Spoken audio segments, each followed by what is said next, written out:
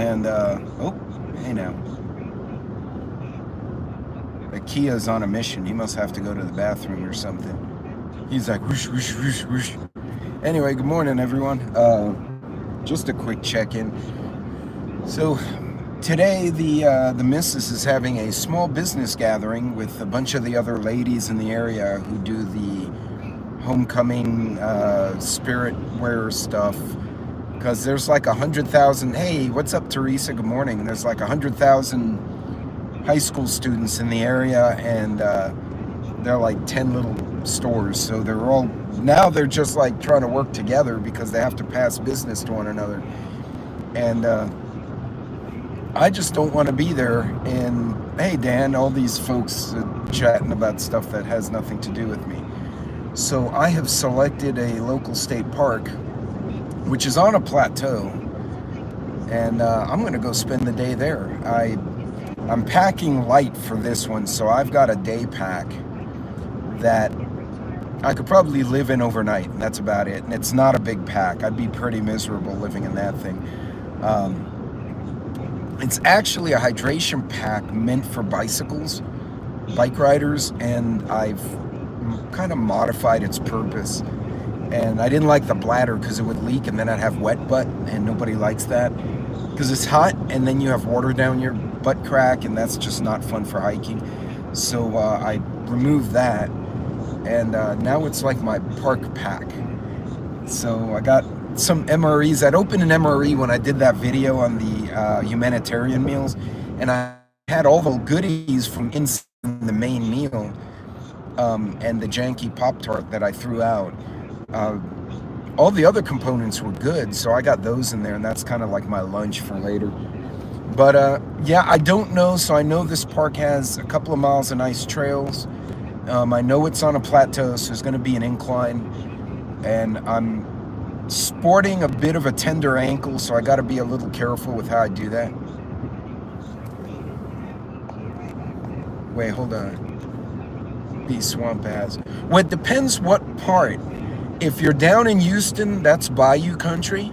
There's gators in Houston. People don't realize, like, gators pop out of the drainage down there.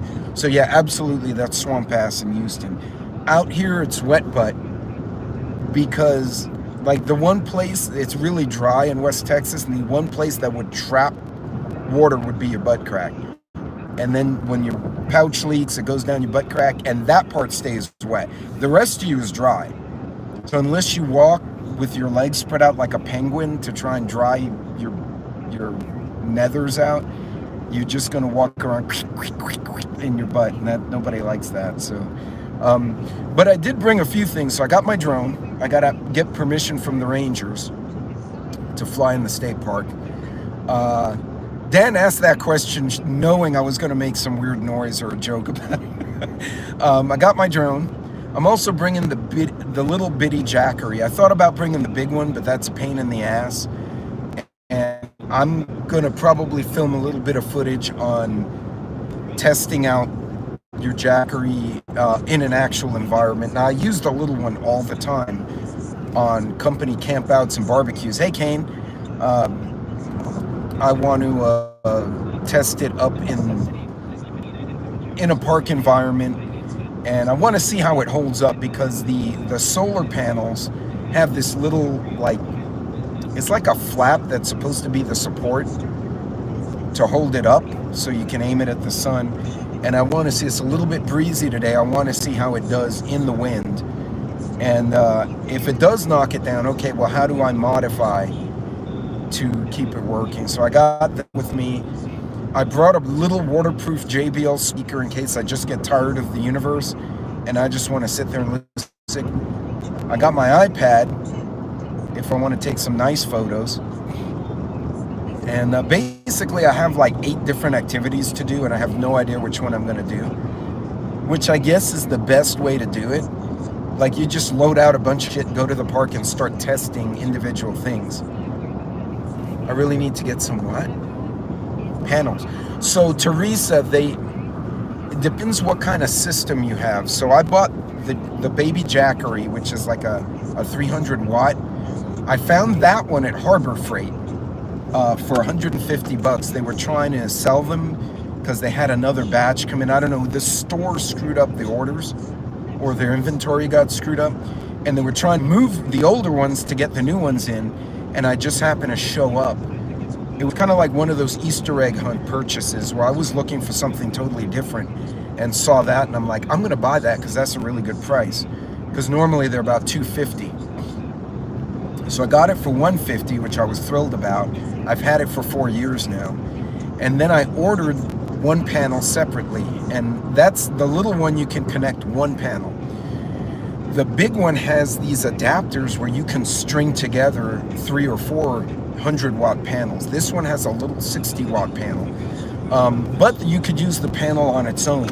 The panel I did get on Amazon. That one has the plug to go to the Jackery, but it also has USB, so you could plug your phone or your laptop directly to it. And then it has another adapter, so you could plug like a, I don't know, like a GPS. So it's a little too big to hike with. You can.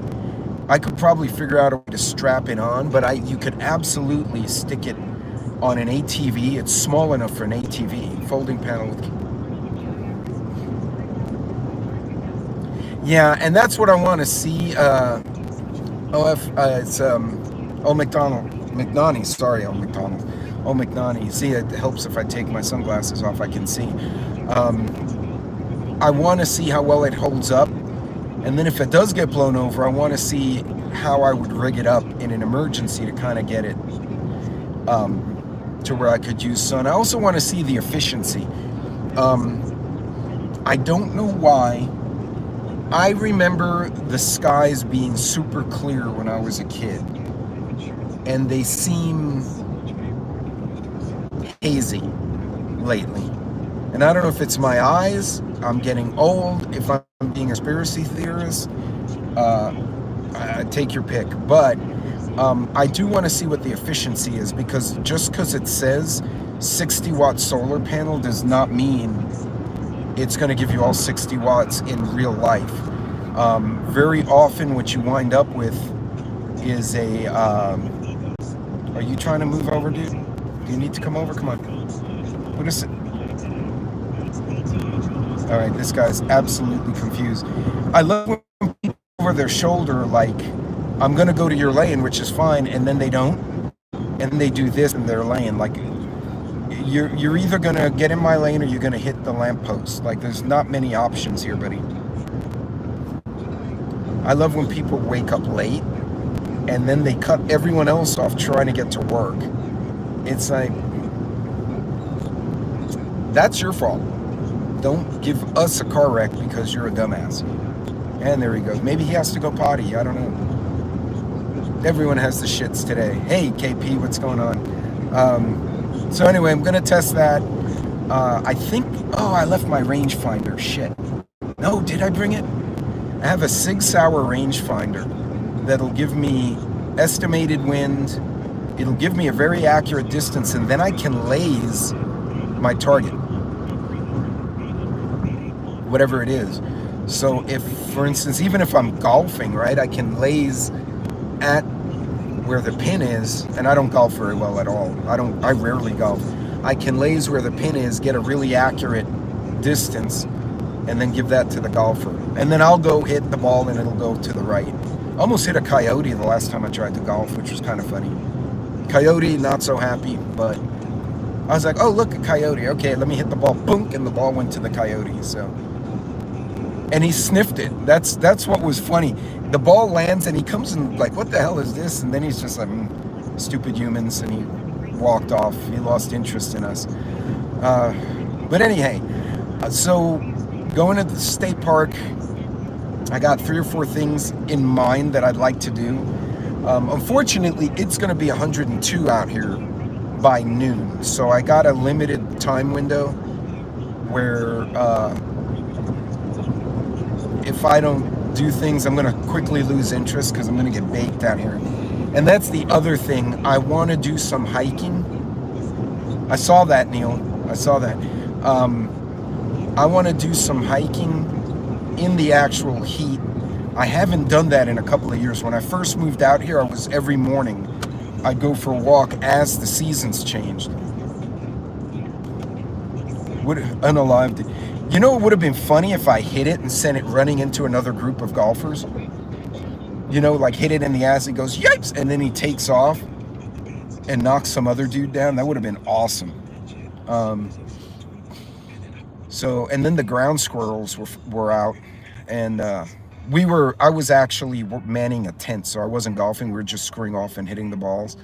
And I sent a drone to go take pictures of the ground squirrels, and when I got within about 10 yards of them, all their little heads looked up, and they're like, it's the devil, and they just went choom.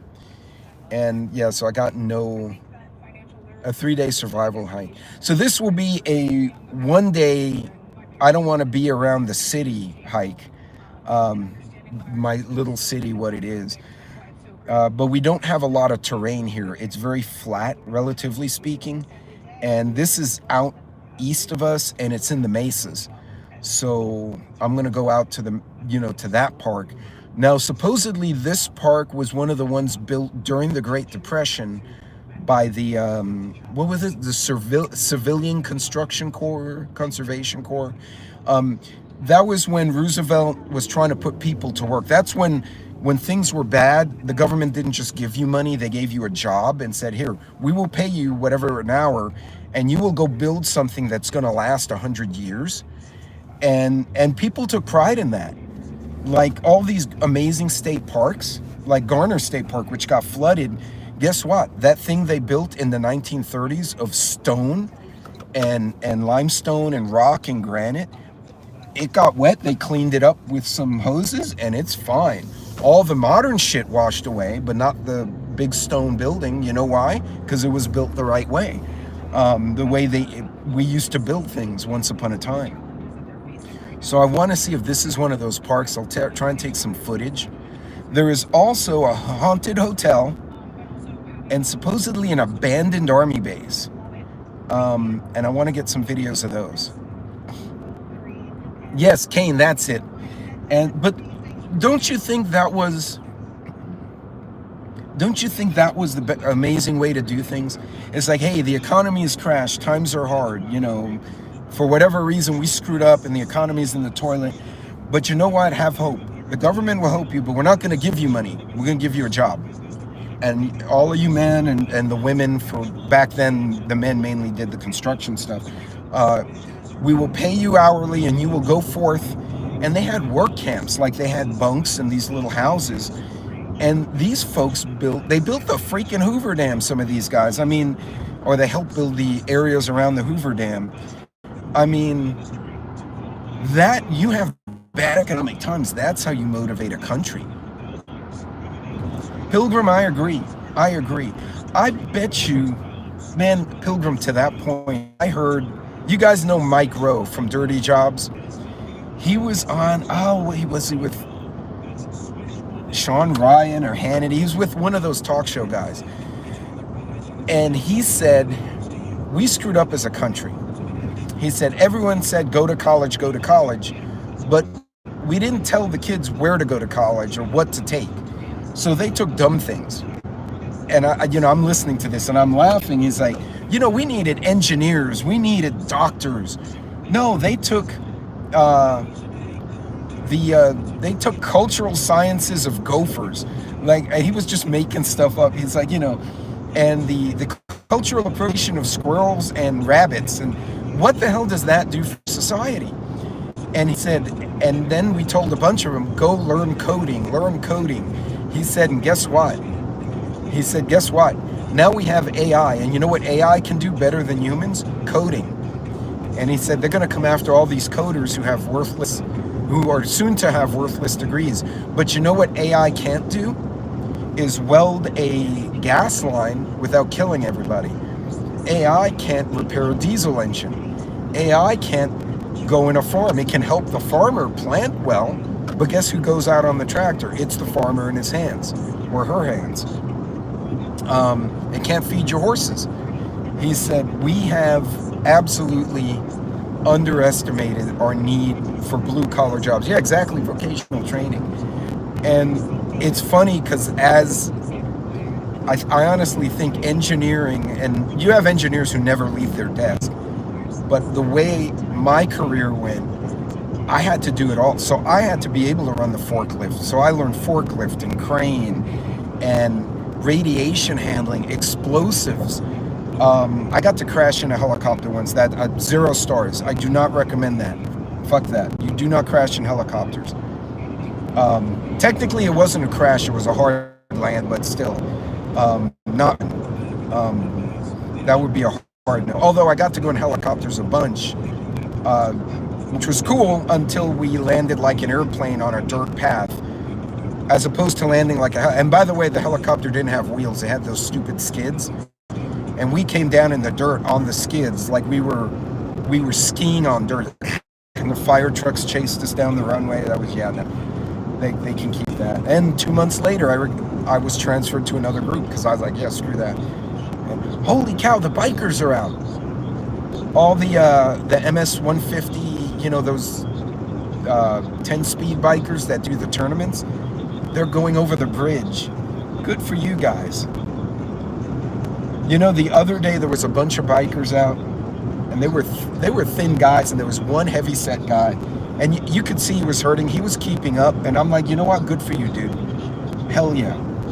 You're trying to do something positive.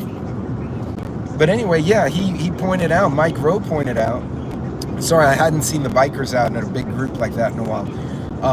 Mike Rowe was pointed out that we don't have practical skills anymore. Open cab John Deere.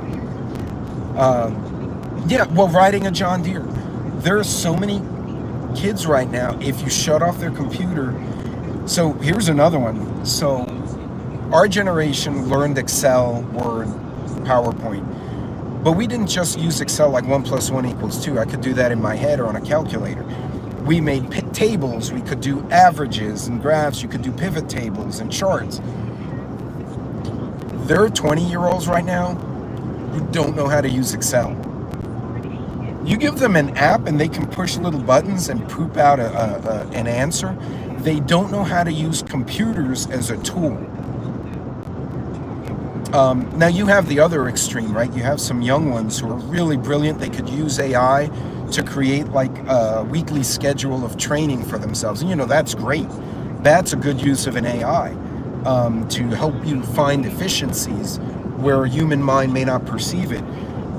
But these kids are working in an office environment, y'all, and they don't know how to use Excel to get averages. Like you have, you know, rows of numbers, and you should be able to do a sum and add. It's very simple, sum, average.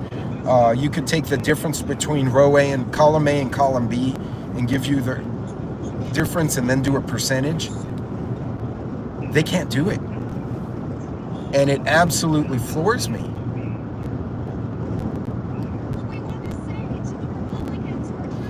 Right, Neil, there are efficiencies in AI for sure, but you would think there's some people who are like, I had one guy who was a programmer, and he was a real arrogant little shit.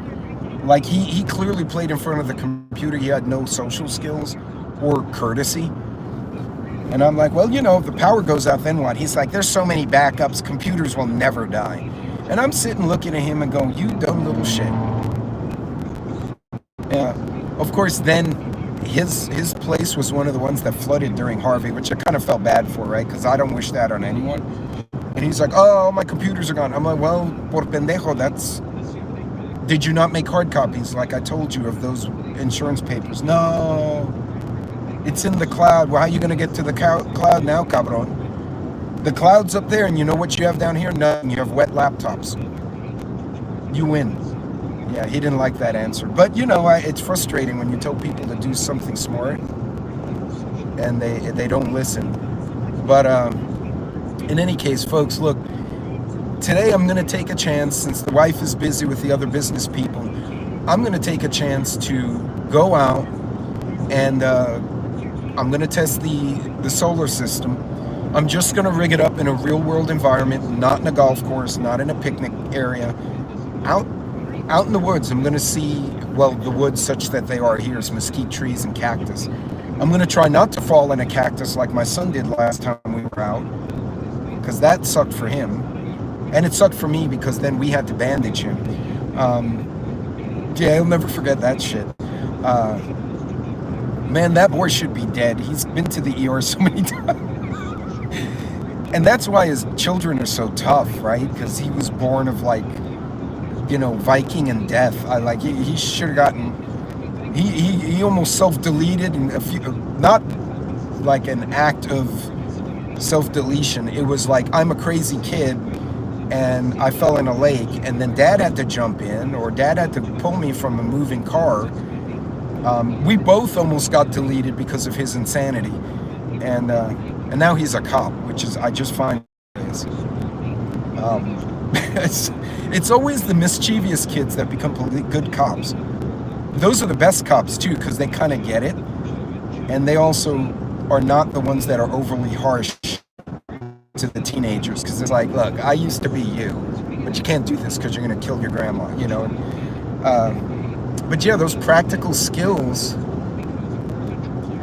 Okay, so Arizona desert. So if you're in Arizona, are you familiar with Sedona? Because if you are, Sedona is very similar to West Texas, but we're much flatter. We actually look a little more like you're going toward, not north. North would be toward Flagstaff.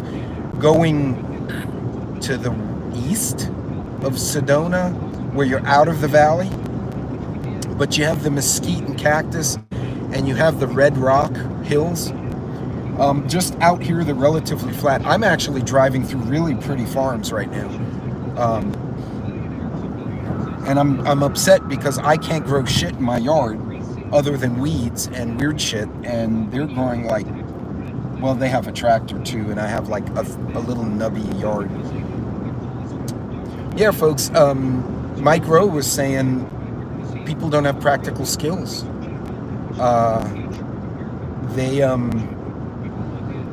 And he said all these young adults we told to learn programming and coding, AI is gonna take a lot of their jobs. And he said they're gonna have this very expensive degree, and they're gonna wind up working in, you know, McDonald's or somewhere for a low wage, very hourly wage, and in jobs that are really meant for high school kids or retirees who just want to make a supplement.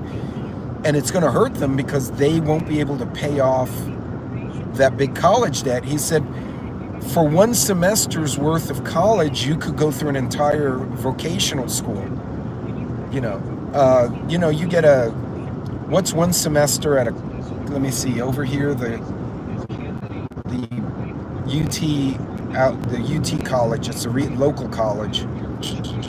It's about, say, $700 a class.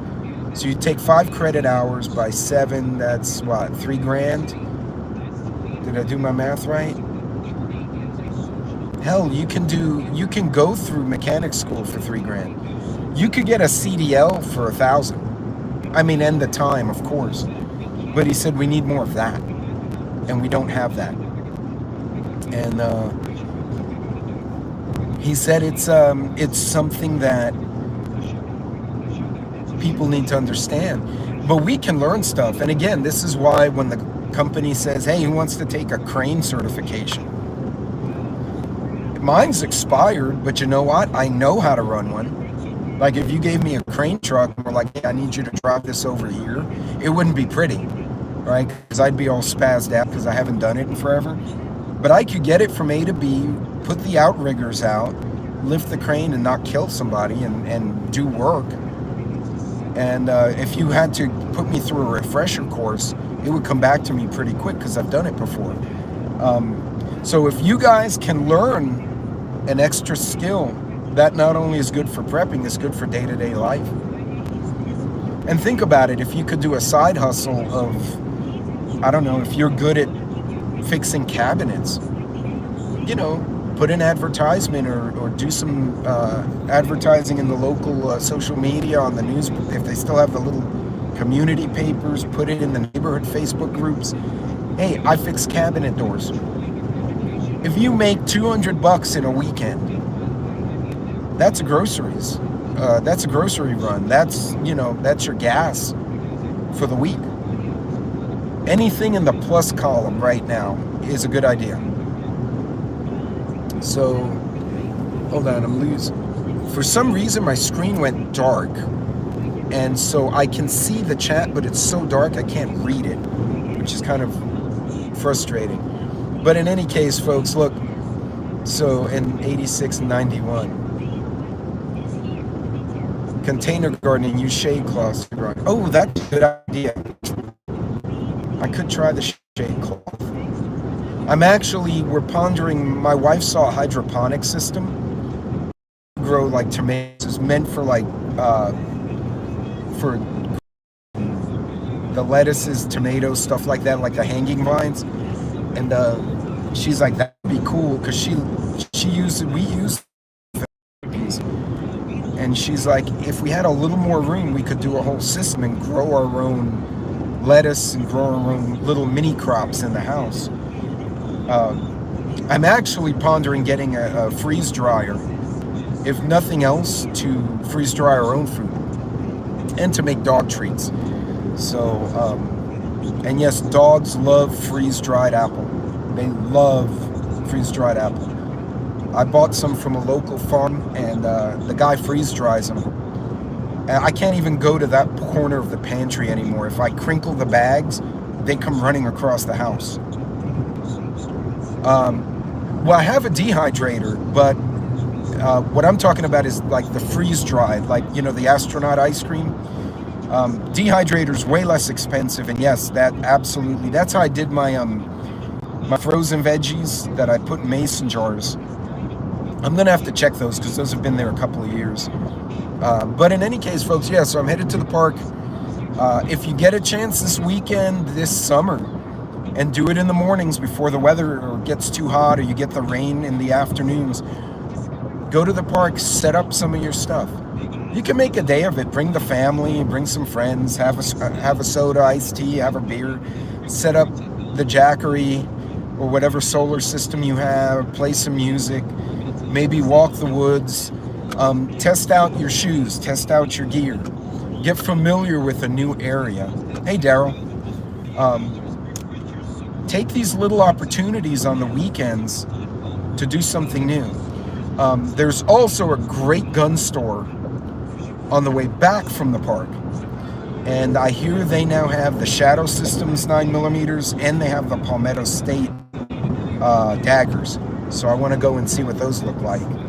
And I actually bought my HK from those guys, so they see me like every month. I go somewhere and I pass by and I go see what they have, so I'm gonna go see what they have.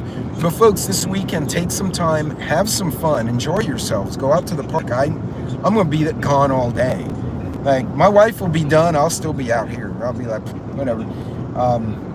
I did not bring a Corgi because I don't know. It's gonna be hot, and I haven't been to this park before. I don't know what the water situation's like. I don't know how many snakes there are. I don't know if there are coyotes out there.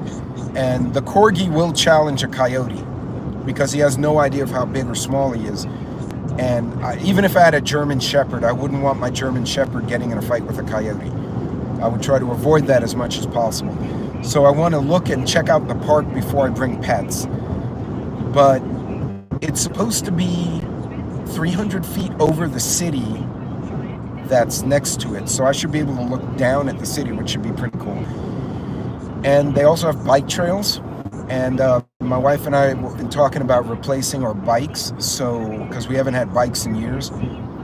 And you know, I'm gonna check out this new territory and see if it's something that she and I want to do, and you know, test some gear while I'm at it. I'll try and throw up some and again, it's supposed to have been one of the ones that was built during the Great Depression by the Work Corps. So I'm super excited. If that's the case, that'll be really cool.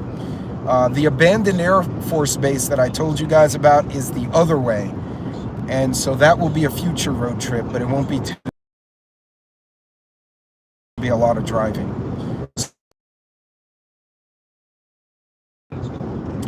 And if you get a chance, try your gear and have fun with it. I mean, we have so many things on our radar between work and family, our day-to-day, and we're trying to be prepared for emergencies. And it'll burn you out. It'll burn you out. It can make you depressed and make you feel bad. Take a break. Go out in the woods. I don't care if it starts raining on me in an hour and I have to shut it down. I got to go take a drive. I'm okay with that. And since I'm not taking work calls right now, I'm kind of taking in the surroundings. There's a really cool railroad trestle just runs right across this highway. So maybe I'll get lucky. I'll get some videos of the train. I would do drone over the train, but the wind shear of the train might actually knock my drone down if I'm too low. So I'm not sure I want to do that and get in trouble with the cops. And they'd be legitimately angry at me, and I would deserve that. So I'm trying to behave today. But anyway, look, you folks, be safe out there. Be careful. If you get a chance, check your gear. Learn a new skill. Try something new, even if you don't do it right? Anything productive that puts your mind at ease and teaches you something new, that's a good thing. So you guys be good, be safe out there, be careful. And I'll hopefully come back later this weekend and share any neat things I find. And if I make it to the haunted hotel, I'll see if I can get access. If the manager, it's still a functioning hotel built in the 30s. If the manager lets me, I'll interview the manager and maybe take a tour of the hotel, because I'd love to see this old hotel, because I think that's just cool. Anyway, you folks be good, be safe out there. Have a good weekend and have a productive one. Do something fun and learn something. You guys take care of yourselves out there.